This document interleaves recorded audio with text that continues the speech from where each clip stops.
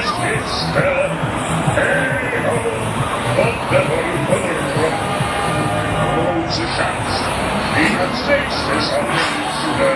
Hey ho, und der So, jetzt kommt jetzt mal wieder an den großen Autoscooter.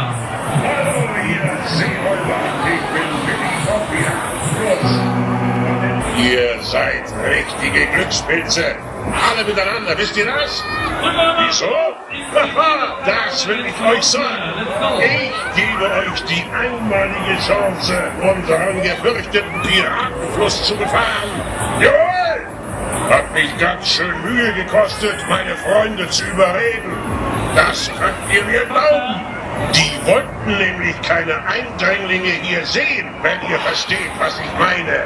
Aber schließlich bin ich hier der Chef, aber sie eben ein bisschen weit geklopft.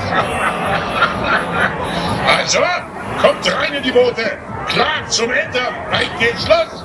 So eine Abenteuerfahrt habt ihr bestimmt noch nicht erlebt. Na, was ist? Schlottert euch etwa die Knie? Ihr braucht keine Angst zu haben. Großes Piraten-Ehrenwort. Die Doppelschussfahrt durch den Totenkopf mache ich selber jeden Morgen vor dem Frühstück. Und ich bin... Sind alle abgehauen. Und bin wohl nicht bleiben, die Mister. Dabei bin ich doch so ein netter Pirat.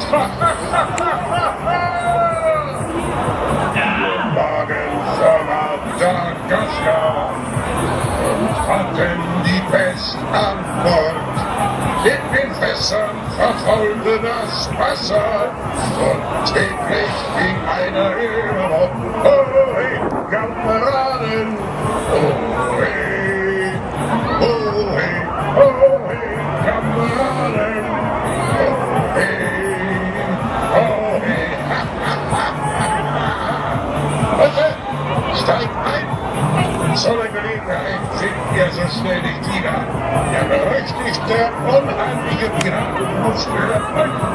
Diese Bootsfahrt werdet ihr so schnell nicht vergessen. Das kann ich euch garantieren. Bei allen Schutzpatronen der Piraten, Seeräuber und sonstige Einsatzschneider.